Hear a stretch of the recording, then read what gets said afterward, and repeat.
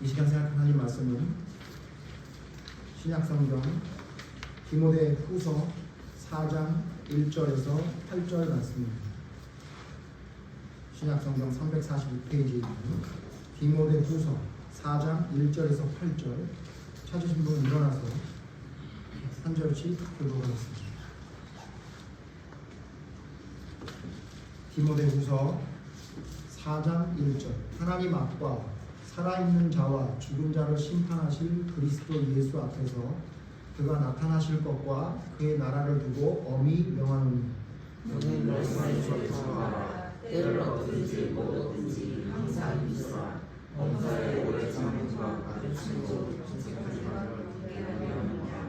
때가 이르니 사람이 바른 교훈을 받지 아니하며 귀가 가려워서 자기의 사욕을 따를 스승을 많이 두고 또 그 귀를 진리에서 들어 허탄한 이야기를 따르리라. 그러나 너는 모든 일에 신중하여 고난을 받으며 전도자의 일을 하며 내 직무를 다하라. 전제와 같이 내가 벌써 부어지고 나의 떠날 시각이 가까웠더라. 나는 선한 싸움을 싸우고 나의 달려갈 길을 마치고 믿음을 지켰으니 이제는 나를 위하여 위에 내려가는 일을 위하였으므로 주고 의로우신 재판장이 그날을 내게 주실 것이며 내게만 아니라 주의 나타나심을 상황하는 모든 자에게 되리라. 아멘. 자리에 앉으십시오. 오늘은 어떻게 죽도록 충성할 수 있었을까? 지금 계속해서 어떻게 이렇게 하면서 우리 믿음의 선배들 한 사람 한 사람을 통해서 그들이 어떻게 그와 같은 믿음의 길을 걸어갈 수 있었는지를 생각해 보고 있는데, 오늘은 사도 바울입니다. 제목을 전체적으로 다시 보면 사도 바울은 어떻게 죽도록 충성할 수 있었을까에 대해서 생각해 보겠습니다. 여러분, 사도 바울이 어떤 사람인지는 잘 알고 계시죠? 원래 사도 바울은 예수님을 믿는 자를 핍박하는 사람이었습니다. 그래서 성경을 통해 그럼 사도 바울은 도대체 나이가 얼마나 됐는지 궁금해서 좀 성경에 있는 내용을 좀 찾아봤더니 아마도 사도 바울의 나이는 예수님하고 비슷했던 걸로 보입니다. 오늘 본문에 관한 어떤 중요한 내용은 아니지만 그래도 한번 좀 찾아보면서 사도 바울이 도대체 몇 살 정도에 돌아가셨고 몇 살 정도의 그런 못된 일을 하셨는지 한번 성경을 통해 잠깐 살펴보는 시간을 좀 가지려고 하는데요.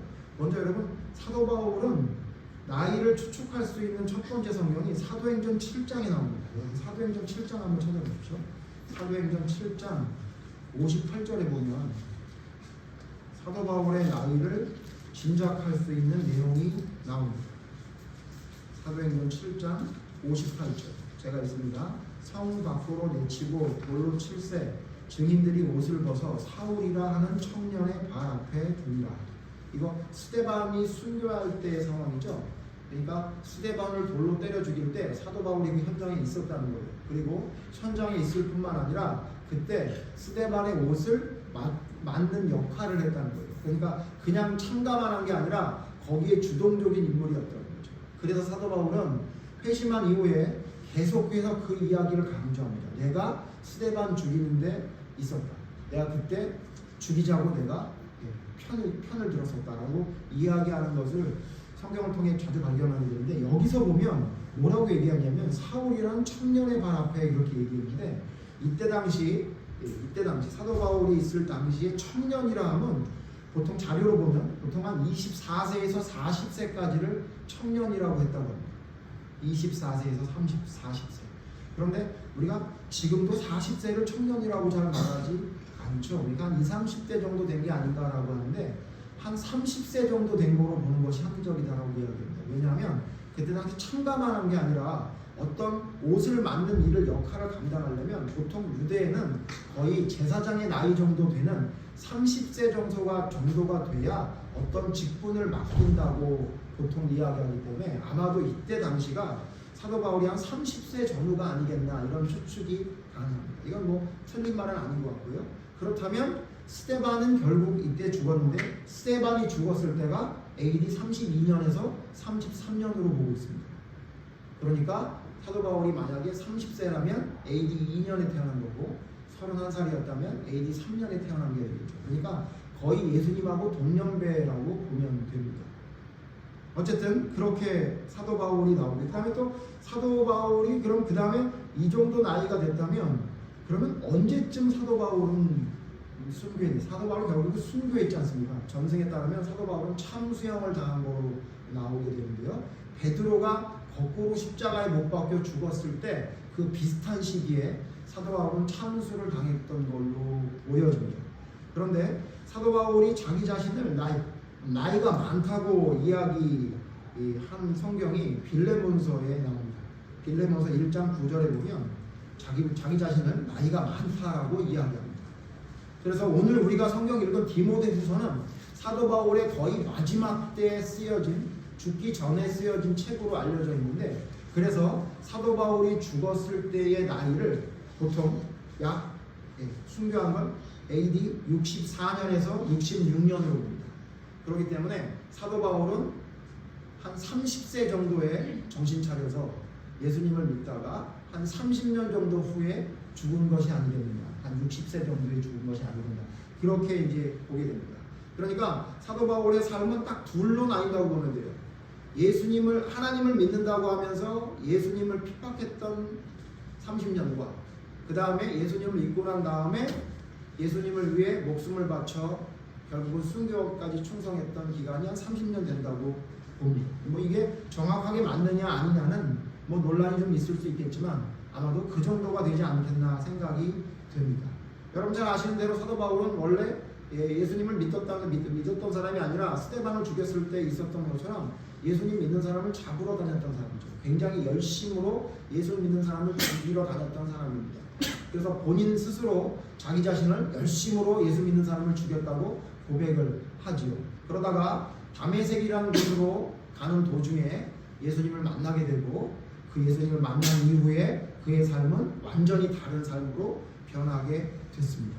근데 그 사도 바울의 삶을, 사도 바울의 일생을 한 단어로 정리하면 뭐라고 이야기할 수 있냐라고 혹시라도 물어본다면 저는 뭐라고 대답할 수 있겠냐면 충성이란 단어로 이야기할 수 있을 것 같습니다. 비록 예수님을 믿는 사람을 죽이러 다녔던 그 시절에도 사도 바울은 그것이 옳다고 생각했기 때문에 그것에 최선을 다하는 충성된 사람으로 살았습니다. 그러니까 그냥 예수님 믿는 사람 싫어. 나 그 사람들은 함께 있고 싶지 않아. 만약에 그 사람들을 돌로 때려 죽인다면 내가 돌 하나 던질 수 있어. 그 정도가 아니었다는 얘기예요. 앞장서서 나를 따르라. 내가 하나님을 올바로 섬기지 못하는 예수 믿는다는 저 이단들 저놈들 잡아 죽여야 되겠다라고 할 정도로 그는 잘못된 삶을 살아가는 본인 스스로를 바리새인이라고 얘기할 때의 그의 삶 또한 그는 굉장히 하나님 앞에 충성되게 살아갔던 사람입니다. 물론 잘못된 충성이긴 했지만 그래서 하나님은 그를 회심시킨 이후에 그의 충성이 그의 나머지의 삶에도 연결이 됩니다. 그래서 그는 죽을 때까지 충성을 했습니다.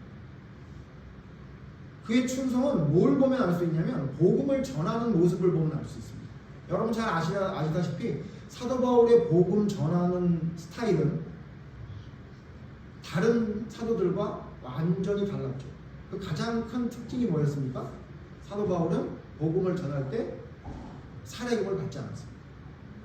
오늘 성경 우리 잘 아시겠지만 한번 찾아보죠. 데살로니가전서 2장 9절 보시면 사도 바울은 이렇게 이야기합니다. 데살로니가전서 2장 9절입니다.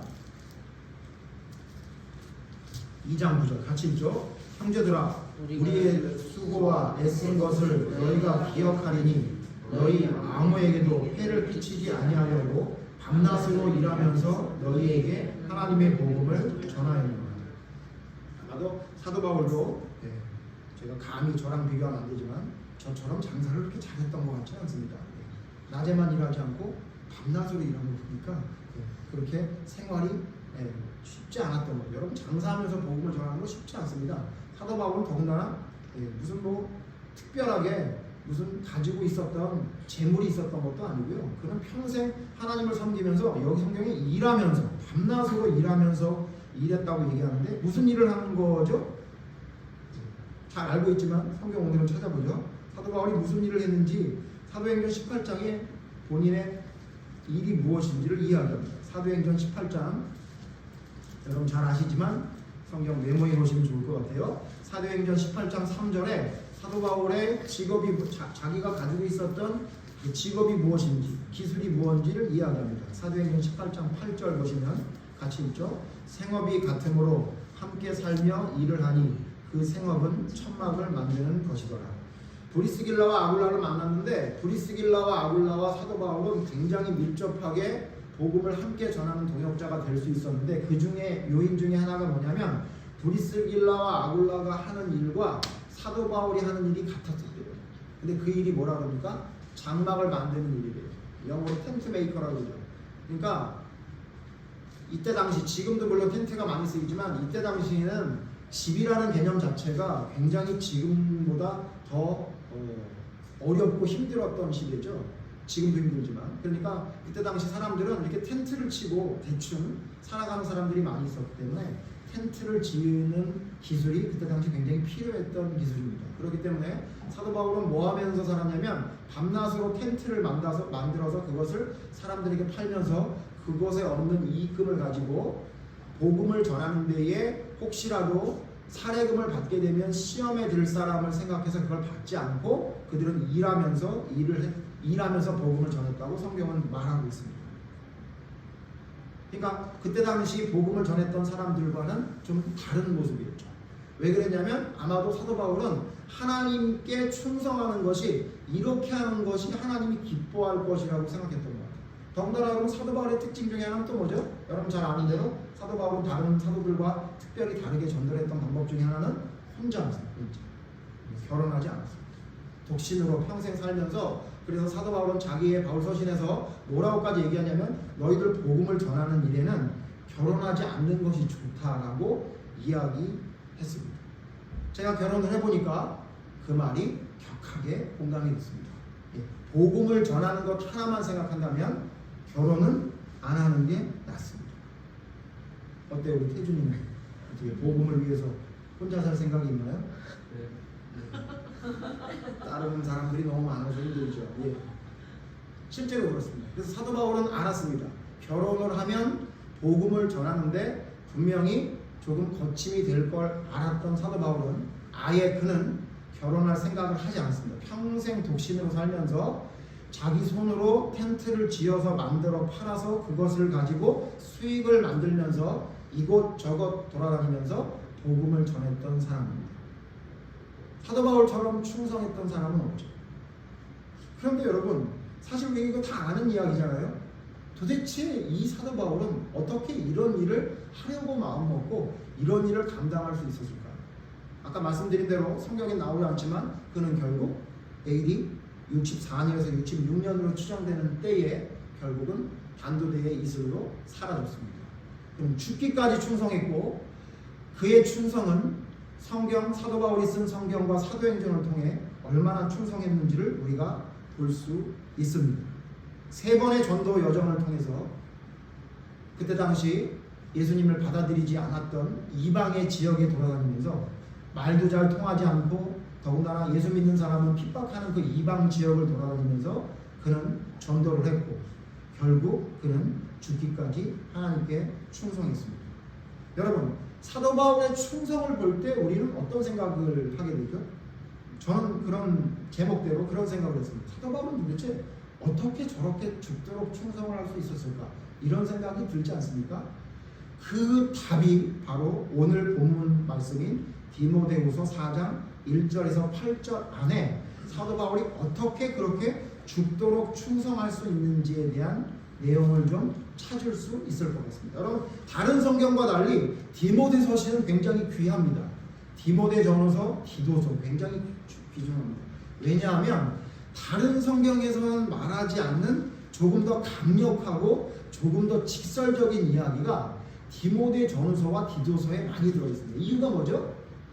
다른 서신은 그 어떤 교회, 데살로니가 교회, 빌립보 교회, 에베소 교회, 갈라디아 교회에 편지를 쓰는 거예요. 그러니까 그 교회의 형편에 맞게 이야기하려고 조금 사도 바울이 그 형편에 맞는 이야기를 하려고 그 교회에만 맞는 이야기 혹은 그 교회 이야기라도 조금 그 이야기를 듣고 낙심하지 않기 위해서 사도 바울이 애쓴 흔적들이 좀 나옵니다. 그런데 디모데 전후서와 디도서에는 그러지 않아요.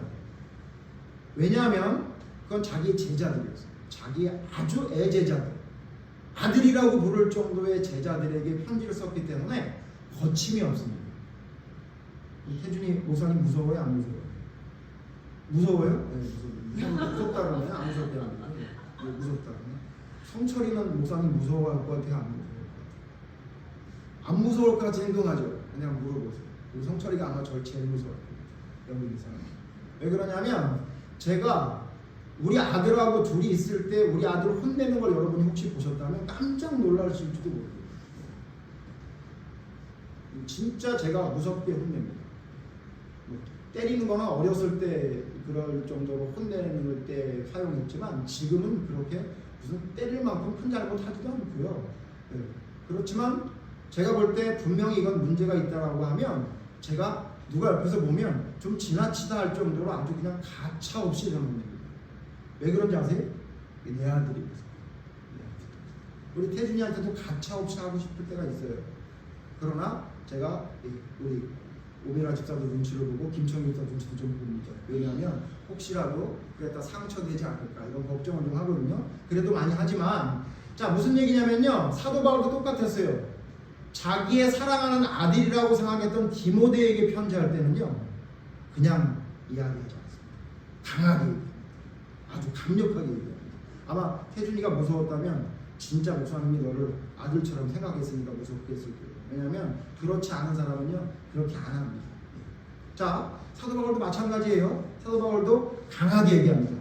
그 강하게 얘기한 결정적인 그 하이라이트가 바로 오늘 본 디모데 전서 마지막 디모데 전서도 아니고 디모데 후서 디모데에게 쓴 마지막 편지 아마도 이게 순교하기 직전에 쓴 편지가 아닌가 이렇게 학자들은 생각하는데 저도 동의합니다. 그 이야기의 마지막 4장 거의 마지막 부분에 가서 말씀한 말씀이 오늘 말씀인데 여기를 보면 사도 바울이 어떻게 충성했는지를 좀 볼 수 있어요. 사실 오늘 한 두 가지로 생각해 찾아봤습니다. 먼저 첫 번째 사도 바울이 어떻게 이렇게 죽도록 충성할 수 있었을까? 어쩜 그리도 그런 많은 고난과 힘든 일을 당하면서도 그렇게 끝까지 충성할 수 있었을까? 남들이 가지 마라 그러는데 예루살렘도 구태여 올라가서 그 많은 재판을 받아가면서 결국은 순교할 때까지 그는 왜 그렇게 남들이 가지 않는 길을 걸어가면서 충성할 수 있었을까라고 했더니 첫 번째 사도 바울이 이렇게 충성할 수 있었던 이유는 뭐냐면요. 예수님 만날 생각하며 살았던 것 같아요. 예수님 만날 생각하면서. 4장 1절 보십시오. 4장 1절. 오늘 디모데후서 4장 1절 다시 한번 읽겠습니다. 같이 읽죠. 시작. 하나님 아빠 살아있는 자와 죽은 자를 심판하실 그리스도 예수 앞에서 그가 나타나실 것과 그의 나라를 두고 엄히 명하노니. 조금 이거 우리 말로 좀 이렇게 좀 바꿔서 좀 해석을 해보면 사도 바울이 뭐라 그러냐면요. 이런 거예요. 우리 왜 뭐 자기의 이야기를 강하게 할 때 그러죠.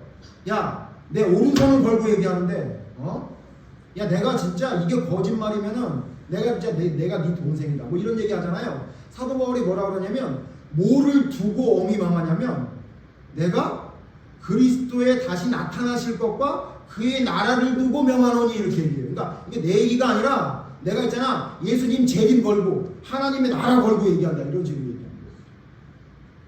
여기서 우리가 뭘 할 수 있다고요? 사도 바울은 지금 복음을 전하면서 오로지 머릿속에 뭐가 있냐면요. 예수님 오실 거야. 예수님 오실 거야. 예수님 오실 거야. 이거면서 예수님 돌아가셨잖아요. 부활 실천하셨잖아요. 그리고 뭐라고 하셨냐면 다시 오리라고 했단 말이에요. 그러니까 사도 바울은 무슨 생각하고 있냐면 예수님 다시 온다. 예수님 다시 온다.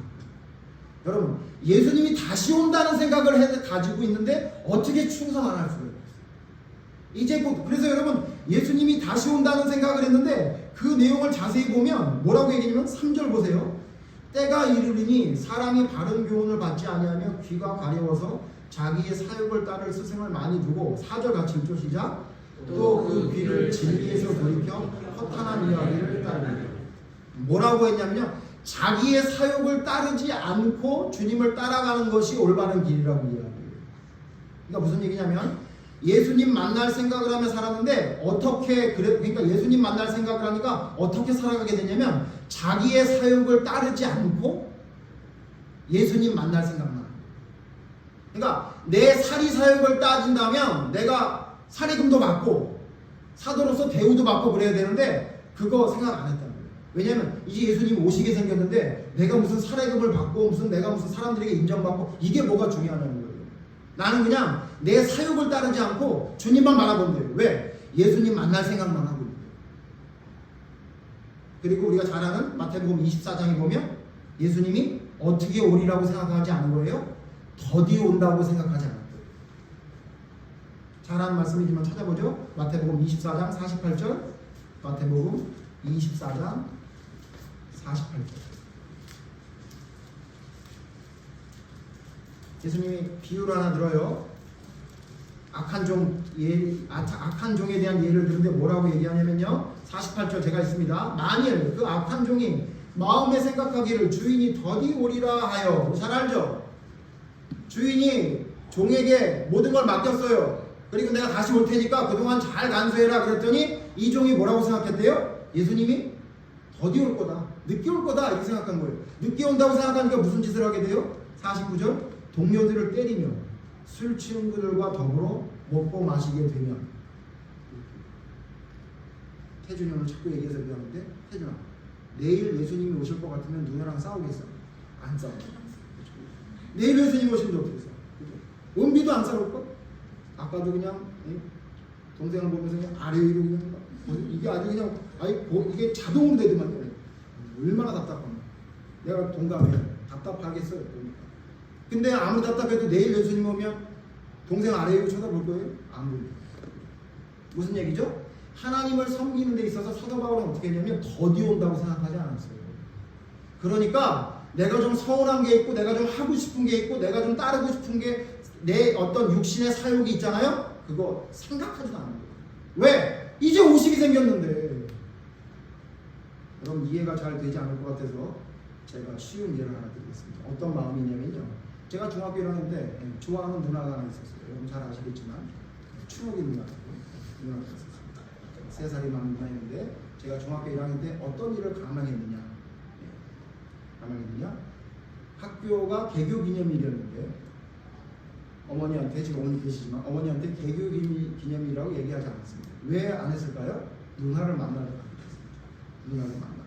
그래서 그때 당시 여러분 그 교복 아시죠? 초록색 가방에다가 모자 쓴 그 교복, 영화에 나오는 친구에 나오는 그 교복 제가 입을 때거든요. 그걸 입고 학교 다녀오겠습니다. 그리고는 버스를 타고 무려 3시간 반을 가야 됩니다. 3시간 반. 가는 시간 3번 갈아타요. 제가 아직도 잊어버리진 않아요. 불광동 시외버스 터미널까지 버스를 타고 가서 불광동 시외버스 터미널에서 문산까지 가서 문산에서 다시 적성 가는 버스를 타서 늘로리에 내려야 돼요. 3시간 반. 심지어 마지막 3번째 버스는 지금은 포장이 됐는데 그때 비포장도로예요. 진짜 영화에 나오는 것처럼 이렇게 가야 되는 도로로 가요. 3시간 반. 근데 제가 이 말씀 왜 드리냐면 그때 당시 저는 차만 보면 멀미를 했을 때입니다. 차만 보면. 버스만 지나가도 이렇게 멀미를 했던 사람이에요. 그런데 그 3시간 반을 갔어요.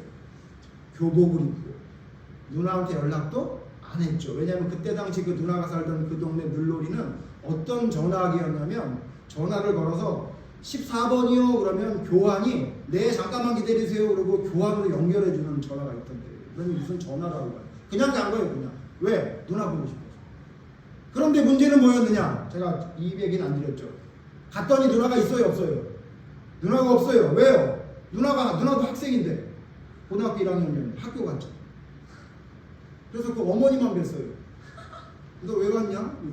아 누나가 있나? 아, 누나 학교 갔지. 그래서 누나가 있는 방에 1시간 앉아 있다가 다시 3시간 반 버스를 타고 집으로 갔어요. 왜냐면 학교 끝나는 시간에 맞추려면 그 시간에 와야 돼요. 1시간밖에 못 있을 수가 없어요. 누구 생각만 한 거예요? 뭐만 생각한 거예요? 누나를 봐야 되겠다 그 생각만. 중학교 1학년짜리. 그리고는 그런 말도 안 되는 사람들. 말씀드렸죠? 근데 집에 왔더니 어머니가 알고 계시더라고요. 왜요? 이럴 때 꼭 나타나는 놈이 한 놈이 있죠. 친구가 전화를 한 거예요. 딱지 있어요? 전화. 그래서 뒤지게 혼났습니다. 제가 살면서 어머니한테 처음 거짓말했던 걸로 기억해요. 그런 말도 안 되는 거짓말을 처음 했던 것 같은데 왜 그러죠, 여러분? 무슨 생각만 한 거죠? 예수님 만날 생각만 해야 되는데 춘옥이 누나 만날 생각만 한 거예요. 그러니까 아무 계획도 없어요. 그냥 가는 거예요, 무조건. 얼마나 멀미를 했는지 제가 아직도 그 공포의 시간을 잊어버릴 수가 없어요. 네? 심지어 비닐봉지까지 준비했던 것 같아요. 차에서 토할 생각하면서. 그러면서 그 1시간 누나 만나려고 만나지도 못하면서 거기로 간 거죠. 여러분, 이게 뭐냐면요, 이게 바로 그것만 생각하는 사람이 하는 행동입니다. 사도 바울이 어떻게 한 거라고? 제가 죄송합니다. 이런 말도 안 되는 얘기를 여기 연결을 하니까 많이 힘듭니다만, 여러분, 사도 바울은 무슨 생각만 한 거예요? 예수님 만날 생각만 한 거예요. 예수님 다시 온다, 예수님 만난다 그러니까 앞뒤도 안 가려요. 그냥 나 그냥 사례금 안 받을래, 나 그냥 일하면서 할래. 예수님 더디 오지 않아? 오신단 말이야. 그러니까 내가 나한테 무슨 일이 생기든 다 상관없어. 예수님 오신다는데 내가 뭘 못하겠어. 이렇게 했던 거예요. 그러니 그는 그런 말도 안 되는 상황을 다 겪어도 충성할 수 있었어요. 오로지 머릿속에 그 생각밖에 없었어요. 두 번째, 오늘 말씀을 통해 보면요, 사도 바울이 무슨 생각을 가지는지도 알 수 있어요. 뭐냐면요, 8절 봅시다. 8절 같이 읽죠. 시작.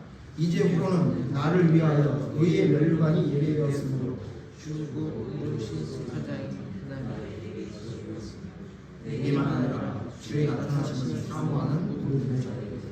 사도 바울이 두 번째, 왜 그렇게 죽도록 충성할 수 있었을까? 성경 오늘 사도 바울의 유언 같은 이야기를 쓴 4장 내용을 보니까 8절에 보니까 뭐냐면요, 면류관 받을 생각으로 살았어요. 면류관 받을 생각.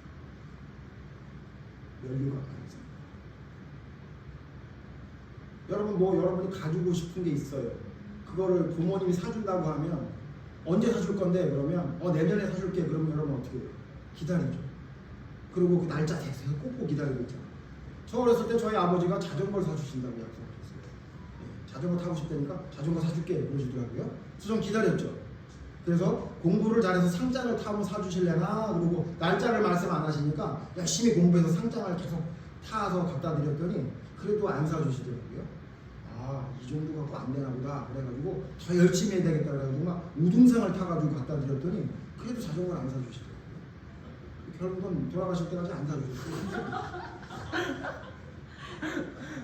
근데 저는 뭘 할 때마다 뭐냐면 자전거 이거 하면 자전거 사주실래나?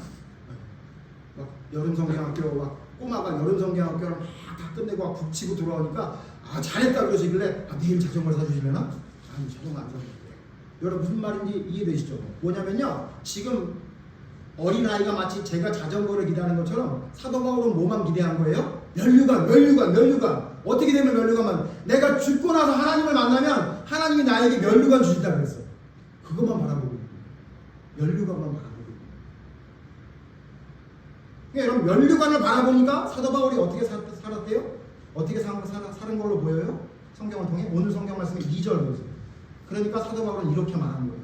면류관 받을 생각만 하고 사니까 이렇게 말해요. 2절 같이 읽죠. 시작. 너는 말씀을 전파하라. 때를 얻든지 못 얻든지 항상 힘쓰라.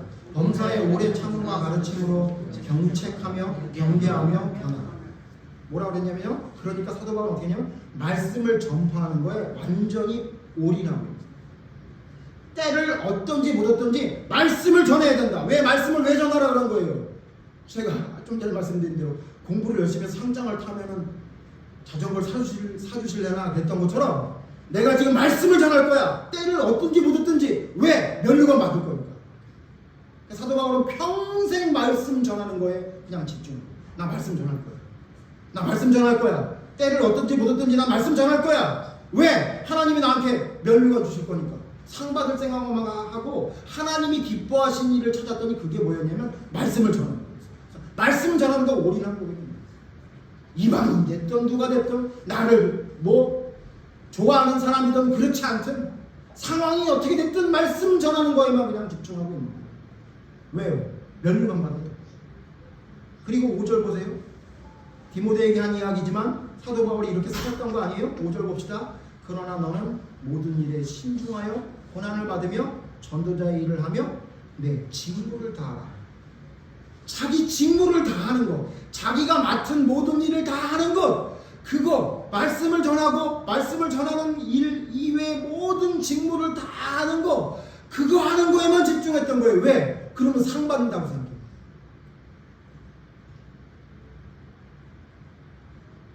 그래서 여러분, 사도 바울은 복음을 전할 때 말씀을 전하는 것을 뭐라고 생각했죠? 말씀을 전하지 않으면 나에게 화가 미친다고 생각해요. 잘 아는 말씀이지만 찾아보세요. 고린도전서 9장 16절. 고린도전서 9장 16절. 고린도전서 9장 16절.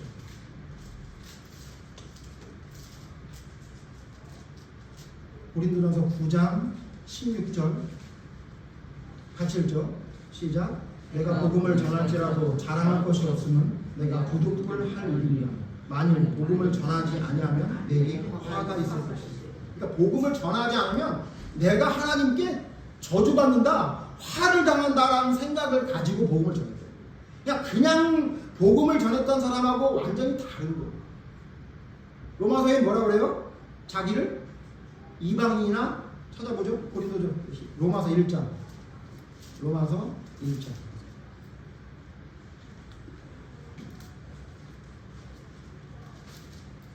로마서 1장 14절 보세요. 화가 미친다고 말하는 뿐만 아니라 로마서 1장 14절에는 이렇게 얘기해요. 헬라인이나 같이 읽죠. 시작. 헬라인이나 야만인이나 지혜 있는 자나 어리석은 자에게 다 내가 빚진 자입니다. 자기가 빚진 자라고 생각했대요. 저들에게 복음을 전하지 않으면 안 된다. 왜? 내가 빚을 졌으니까 저들한테. 내가 빚진 만큼 저들한테 내가 해야 된다. 복음을 전해야 된다. 이렇게 생각하고 자기의 모든 것을 바쳐서 하나님의 말씀을 전하고 하나님이 명령하신 직무를 다하기 위해서요. 그래서 여러분 유명한 말씀이죠. 다 아는 말씀이지만 외우는 말씀이기도 하고 사도행전 20장 24절에 이렇게 얘기하잖아요. 사도 바울이 자기의 믿음의 고백을 이렇게 얘기합니다. 사도행전 20장 24절.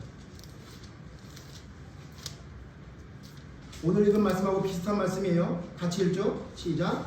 내가 달려갈 길과 주 예수께 받은 사명 곧 하나님의 은혜의 복음을 증언하는 일을 마치려 하면은 나의 생명조차 조금도 귀한 것으로 여기지 아니하다. 그러니까 어느 정도였냐면 내가 말씀을 전하고 하나님의 직무를 다하는 거에는 내 생명과 이런 거 아무것도 아니라고. 내 생명 이게 뭔데? 내 생명이 뭔데? 내 생명 중요하지 않아. 그러니까 뭐 태장으로 몇 번 맞고, 산의 위험, 강의 위험, 동족의 위험, 이방인의 위험, 뭐 무슨 위험을 당한데도 괜찮아. 그게 뭔데? 그까지 게 뭔데? 내가 하나님의 말씀을 전하고 직무를 다하는 데에는 내 생명 같은 거 아무것도 아니라고 생각했대요. 왜 그러죠? 별유감 받고 그게 자기 해야 될 일이라고 생각했습니다. 그래서 사도 바울이 여러분 말했던 유명한 말씀이 뭐죠? 고린도전서 4장 1절 보세요. 고린도전서 4장 1절 1절 2절 제가 1절 읽고 여러분 같이 2절 읽읍시다. 고린도전서 4장 1절 사람이 마땅히 우리를 그리스도의 일꾼이요 하나님의 비밀을 맡은 자로 여길지어다. 2절 그리고 맡은 자에게 구할 것은 충성이다. 고린도 교회 얘기하는 거예요. 너희를 뭐라고 생각해야 되냐면 하나님의 일꾼으로 생각해라. 그냥 대충 믿고 그냥 구원받는 거 아니고 니네들이 하나님의 말씀을 전하는 일꾼이다 이렇게 생각해라. 그리고 뭐라 그래요? 맡은 자들에게 구할 것은 뭐래요? 충성. 자기가 가르치고 말한 대로 자기의 삶을 사는 거예요. 자, 이 두 가지를 합쳐봅시다. 예수님 만날 생각만 하며 살고 면류관 받을 생각만 하며 살아는 거예요. 요거를 두 개를 합치면 요거를 뭐라 그러죠? 이걸 미쳤다 그래요. 이걸 미쳤다 그러지 않아요? 제가 표현이 좀 이상한데 한번 보세요. 아니 예수님 만날 생각만 해서 제가 아까 설명해 드린 게 좀 이상하지만 아니 엄마한테 개교기념일 속이고 7시간 왕복하고 1시간 만나러 멀미라면서 누나를 만나고 왔어. 저희 어머니 대본에 뭐라 그러죠? 미친놈아 이러셨어요. 미친놈. 그렇죠? 미친 거죠. 미친 거죠. 안 미친 거야. 그럴 수가 없어요. 제가 또 초등학교 1학년 때 또 유명한 사건 또 하나 있잖아요. 아파가지고 열이 그냥 펄펄 나는데 나 가야 돼, 나 가야 돼, 나 학교 가야 돼. 그래서 저희 어머니가 업고 가셨어요. 업으면서 저한테 물어보시더라고요. 너 도대체 이렇게 아픈데 왜 자꾸 학교를 가려고 그러니? 제가 기억이 나요. 뭐라고 얘기냐면 내가 없으면 선생님이 다른 애 쳐다봐. 그냥 가는 거예요. 가는 거. 초등학교 1학년 때 가서 예? 우리 선생님이 움직이기만 하면 예, 우리 선생님 완전 레이더예요. 그냥 계속 선생님만 쳐다봐. 예, 그랬단 말이에요. 이거 뭐라 그러죠? 미친 거죠. 제정신이 아니야. 아프면 쉬어야지. 여러분 지금 사도 바울이 얘기한 거예요. 예수님 만날 것만 생각하고 있고요. 다른 거 생각 안 해요. 면류관을 가질 것만 생각해요. 그래서 자기 목숨도 아무것도 아니래. 이거 뭐라 그래요? 미쳤다 그런다고. 이거 미친 거 아니에요? 근데 여러분 이렇게 여러분 미칠 때 있었잖아요. 있었죠? 언제죠? 여러분 사랑할 때 그러지 않았어요? 여러분 사랑할 때 그러지 않았어요? 예? 저희 아내가 결혼할 때 집에서 제일 많이 들었던 얘기가 뭐예요? 미쳤다는 얘기예요.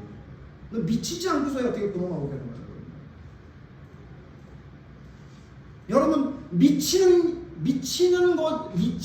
미쳤다고 사람들이 얘기하는 그런 일들을 사도 바울이 한 거예요. 그렇게 미친 걸 뭐라 그런다고요?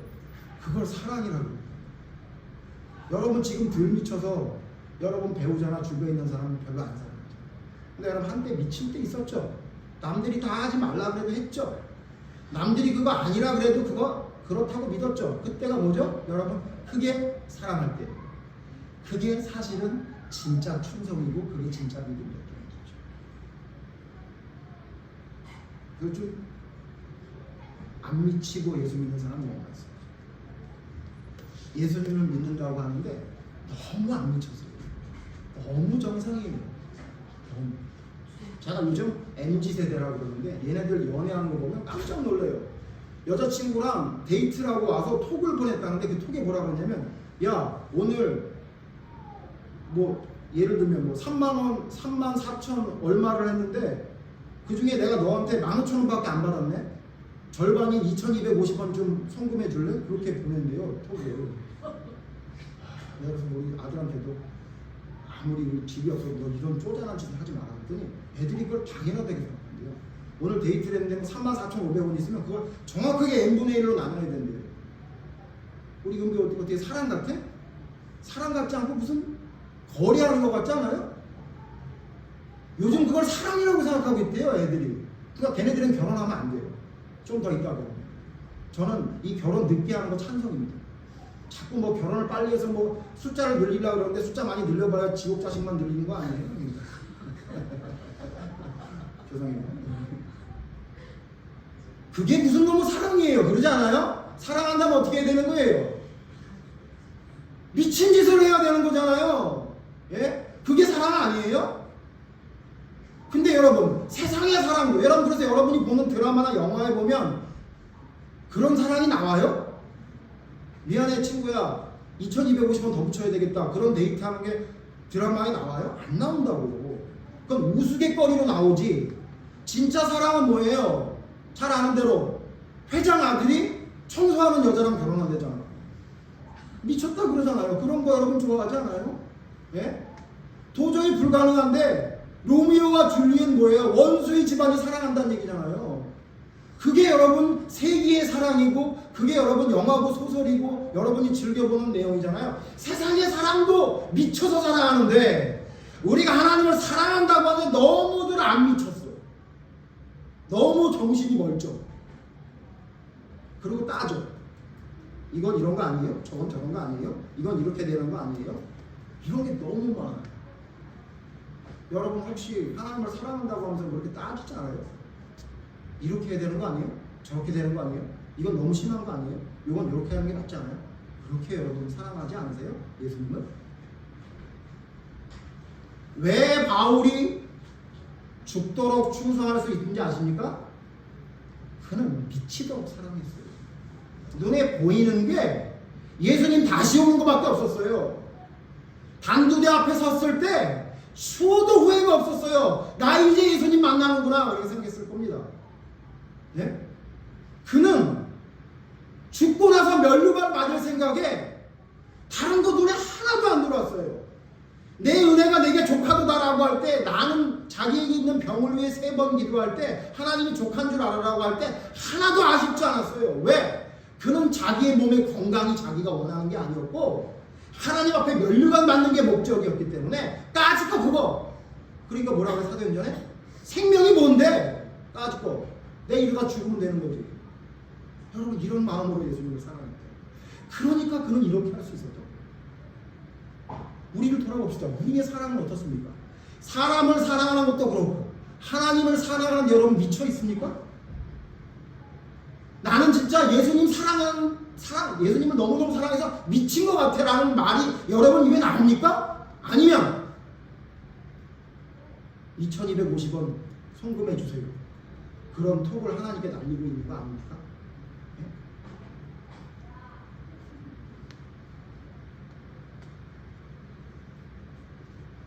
사도 바울과 같은 이 놀라운 믿음을 가진 사람이 구약의 인물이 한 명 또 나옵니다.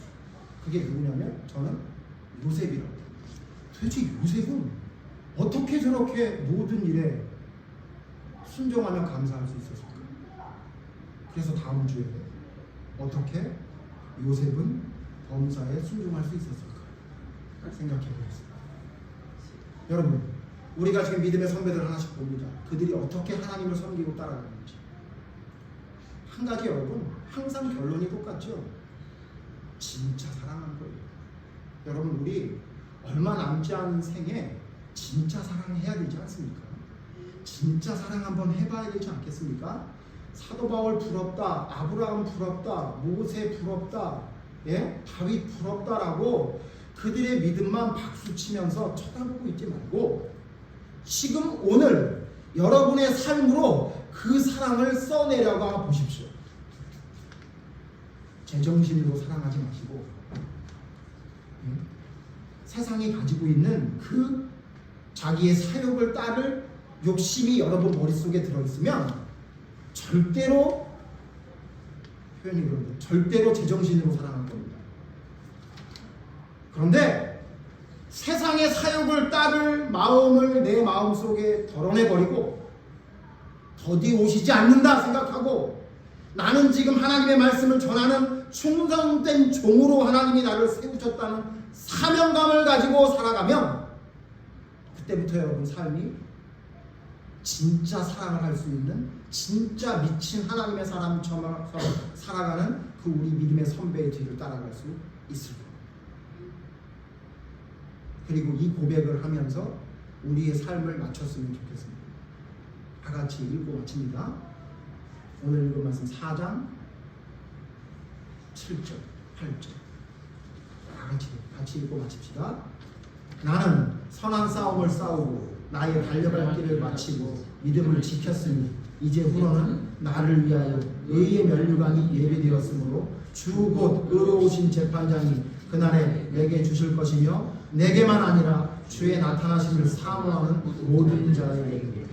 하나님 앞에 선한 싸움을 다 싸우고 하나님 나 달려갈 길 다 마쳤습니다. 하나님 나한테 이제 면류관 주실 거죠? 라고 내 생의 마지막에 나의 삶을 뒤돌아보며 충성된 하나님의 사람으로 살았음을 고백할 수 있는 고백이 여러분과 제가 될 수 있도록 지금부터 너무 제정상적인 정신으로 하나님을 사랑하지 마시고 세상 사람들이 미쳤다 쟤는 이야기할 정도로 여러분의 믿음을 하나님 앞에 사랑을 보여줄 수 있는 주님 재림할 생각만 하고 면류관 받을 생각만 하면서 살았던 사도 바울의 삶이 우리의 삶이 되기를 간절히 바랍니다. 기도하겠습니다.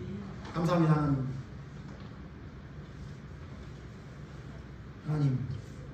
하나님의 사랑을 받은 우리는 하나님의 뜻대로 살아가는 것이 올바름에도 불구하고 하나님 우리는 믿음의 길을 너무도 내 생각대로 살아가는 것 같습니다. 내 사욕을 채우는 것이 마치 하나님께 축복을 받은 것이냐 착각하며 살아갈 때도 많은 것 같습니다. 하나님 사도 바울이 죽기까지 충성했던 그 믿음의 삶을 돌아봅니다. 하나님 그는 자기의 생명까지도 귀하게 생각하지 않고 하나님의 복음을 전하며 사명을 감당하지 않는 것은 나에게 화가 된다 생각하며 빚진 자로서 마땅히 받을 것 또한 받지 않으면서 죽기까지 헌신 충성했습니다. 하나님, 그와 같은 믿음이 우리의 믿음이 되기를 원합니다.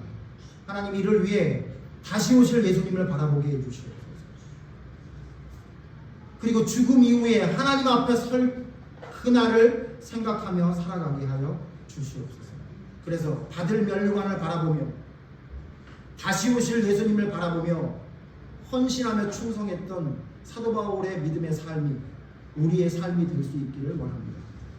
주님 앞에 충성했노라라고 이야기할 수 있는 올바른 믿음의 삶을 살 수 있도록 지금부터, 오늘 이 순간부터라도 온전히 하나님을 바라볼 수 있는 믿음을 바로 세울 수 있는 저희가 될 수 있도록 인도하여 주시옵소서.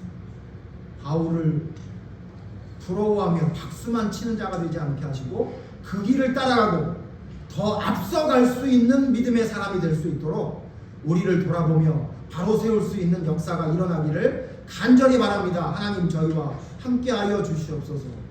주님을 더욱 사랑할 수 있는 믿음이 되기를 간절히 바라오며 예수님 이름으로 기도드립니다. 아멘.